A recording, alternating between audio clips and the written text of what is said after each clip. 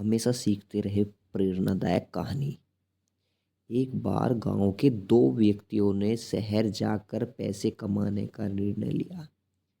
शहर जाकर कुछ महीने इधर उधर छोटा मोटा काम कर दोनों ने कुछ पैसा जमा किए।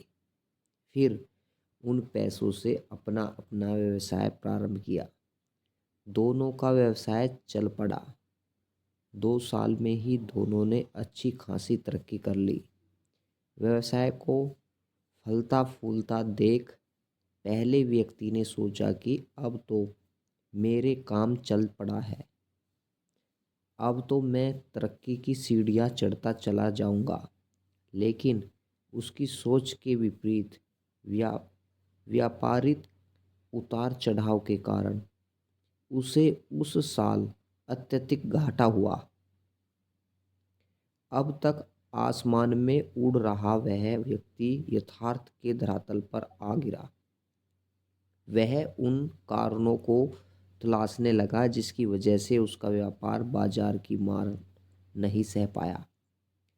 सब सबसे पहले उसने उस दूसरे व्यक्ति के व्यवसाय की स्थिति का पता लगाया जिसने उसके साथ ही व्यापार आरंभ किया था। वह यह जानकर हैरान रह गया कि इस उतार चढ़ाव और मंदी के दौर में भी उसका व्यवसाय मुनाफे में है। उसने तुरंत उसके पास जाकर इसका कारण जानने का निर्णय लिया। अगले ही दिन वह दूसरे व्यक्ति के पास पहुंचा। दूसरे व्यक्ति ने उसका खूब आदर सत्कार किया और उसके आने का कारण पूछा। तब पहला व्यक्ति बोला, दोस्त, इस वर्ष मेरा व्यवसाय बाजार की मार नहीं झेल पाया, बहुत घाटा झेलना पड़ा। तुम भी तो इसी व्यवसाय में हो, तुमने ऐसा क्या किया कि इस उतार चढ़ाव के दौर में भी तुमने मुनाफा कमाया? यह बात सुन दूसरा व्यक्ति बोला, भाई मैं तो बस सीखता जा रहा हूँ, अपनी गलती से भी और साथ ही दूसरों की गलतियाँ से भी। जो समस्या सामने आती है उसमें से भी सीख लेता हूँ, इसलिए जब दोबारा वैसी समस्या सामने आती है तो उसका सामना अच्छे से कर पाता हूँ और उसके कारण मुझे नुकसान नहीं उठाना पड़ता। बस ये सीखने की प्रवृत्ति ही है जो मुझे जीवन में आगे बढ़ाती जा रही है। दूसरे व्यक्ति की बात सुनकर पहले व्यक्ति को अपनी भूल का एहसास हुआ।